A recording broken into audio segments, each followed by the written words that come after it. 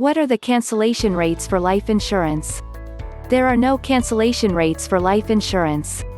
Most term life policies do not build cash value or accumulated dividends, so when you terminate your policy, it's just that. Terminated. However, there are traditional life or whole life insurance policies that do build cash value and do accumulate dividends. If you choose to terminate one of those, again, there is no cancellation rate for that.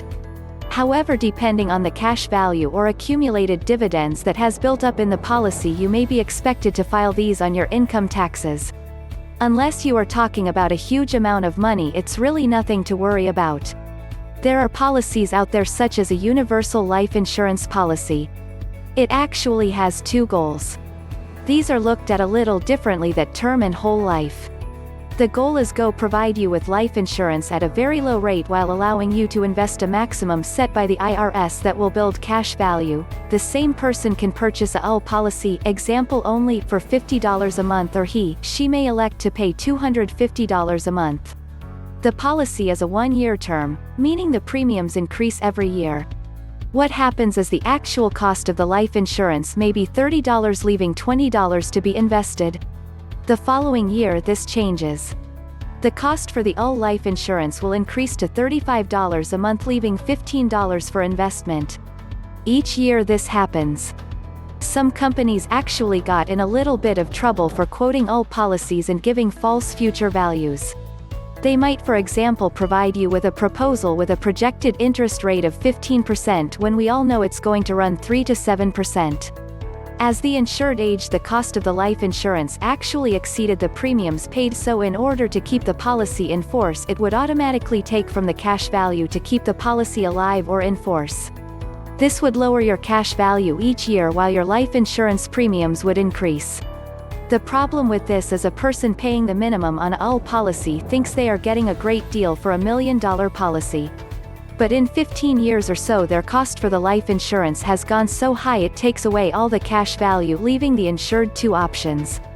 Either drop the policy or increase their premium to the current rate of what insurance would cost.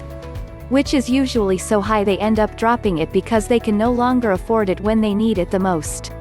If the company would have explained to this policy is a bit of a risky policy, and in order for it to perform the way you want it to, you really need to fund it the max the IRS allows. What happens then is, in lieu of having $15 minus $20 going into investment each month, you now have $200 minus $300. The policy will build much more cash value in its earlier years, and when you are 60 to 70, the increase of the cost of the actual life insurance will not be that noticeable. Keeping in mind the entire time this is a one-year term and the premiums increase annually on the insured's birthday. If you don't like to take much risk and are more concerned with covering your family for life insurance, the safest way to go is with your traditional whole life insurance policy. You pay a set premium, it never increases, it never cancels unless you request it, and it builds a fair amount of cash value. Life insurance is something some people think you can just shop around and change every couple years. That is a very dangerous way to buy life insurance, because you have to qualify for the insurance and you will also be paying premiums based on your increased age. And lastly, most if not all life insurance policies have a 2-year elimination period. Meaning if the company finds any reason at all not to pay the policy, they don't have to. For example, you went to see your heart doc and he said you had some issues but nothing to really be concerned about.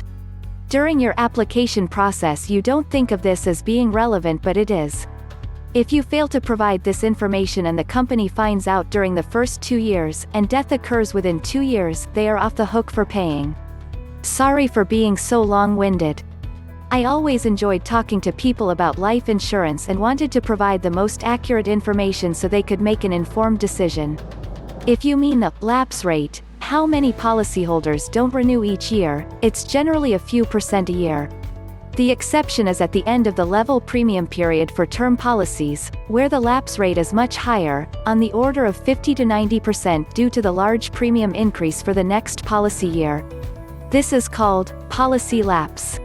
Some estimates are that 80% of all life insurance policies are never paid out as full death benefits. Why? The owners got careless and let the policies lapse due to non-payment. Very sad.